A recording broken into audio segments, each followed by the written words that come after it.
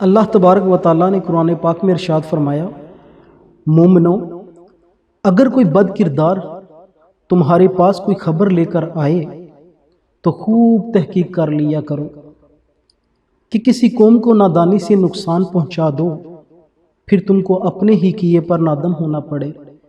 मतलब यानी हर उड़ती अफवाह पर कान न दड़ा करो, मुमकिन है बाद में शर्मिंदा होना पड़े। हज़रत अबू हुरैरा रज़ी अल्लाह तआला अन्हु से रवायत है कि रसूलुल्लाह सल्लल्लाहु अलैहि वसल्लम ने एक दिन हम लोगों को मुखातब करते हुए फरमाया, कौन है जो मुझसे सीख ले ये ख़ास बातें, फिर वो खुद उन पर अमल करे या दूसरे अमल करने वालों को बताए। मैंने अर्ज़ किया, या रसूलुल्लाह सल्लल्लाहु अलैहि वसल्लम, मैं हाजिर हूँ। तो आपने मेरा हाथ अपने दस्ते मुबारक में ले लिया और गिन कर ये 5 बातें बताईं। पहली बात, जो चीज़ें अल्लाह ने हराम करार दी हैं इनसे बचो और इनसे पूरा पूरा परहेज़ करो।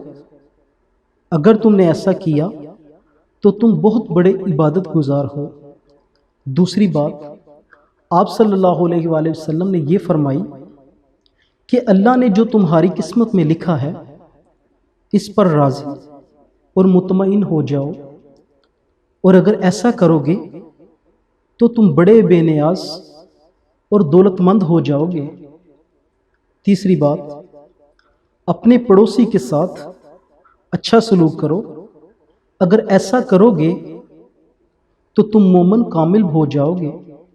चौथी बात, जो तुम अपने लिए चाहते हो और पसंद करते हो वही दूसरे लोगों के लिए भी चाहो और पसंद करो।